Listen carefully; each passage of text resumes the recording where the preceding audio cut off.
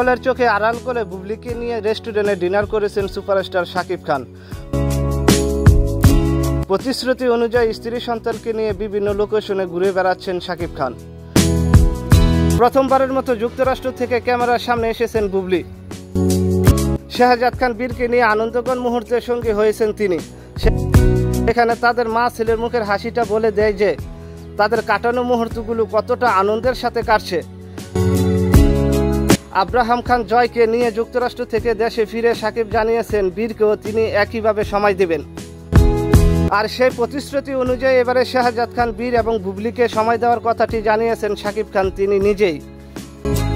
এর মাঝে হঠাৎ করে আলোচনায় আসে বুবলির একটা ভিডিও চিত্র, যেখানে দেখা যায় শাহজাদ খান বীরকে নিয়ে খাবার খাচ্ছেন বুবলি, এবং একই সময়ে সেখানে আনন্দঘন সময় কাটাতে দেখা যায় মা ছেলেকে।